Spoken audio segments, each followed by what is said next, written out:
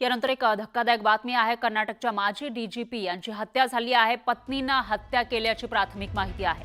पत्नी पल्लवी यांच्यावर हत्या केल्याचा संशय आहे। तर कर्नाटकचे माजी पोलीस महासंचालक ओम प्रकाश यांची हत्या केल्याचं समोर आलंय। बंगळुरूमधील त्यांच्या निवासस्थानी मृतावस्थेत ते आढळले।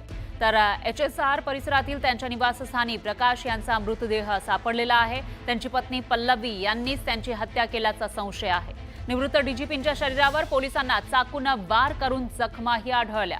माहिती मिळताच HSR पोलीस घटनास्थळी पोहोचले तर मृतदेह शवविच्छेदनासाठी पाठवण्यात आलाय आणि अधिक तपास सुरू आहे।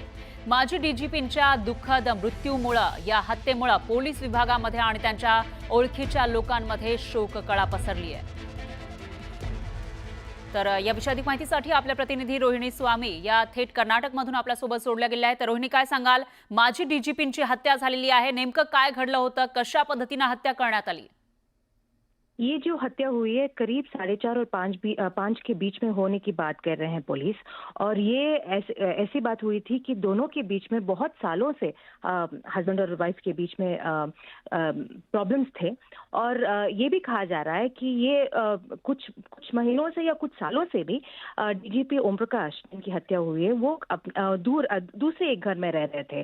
पर 2-3 महीने से वो वापस अपने HSR वाले घर आए थे। पर आज के दिन उनके बीच में जो जो बातचीत हुई थी वो इतनी बढ़ गई थी कि ऐसा कहा जा रहा है कि उनके ऊपर जो आतंक हुआ था और उनके ऊपर जो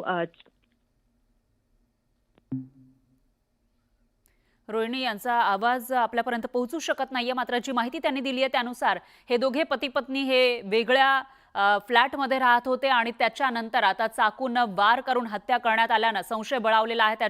त्यांची जी पत्नी आहे तिनंच ही हत्या केल्याचा संशय पोलिसांना आहे।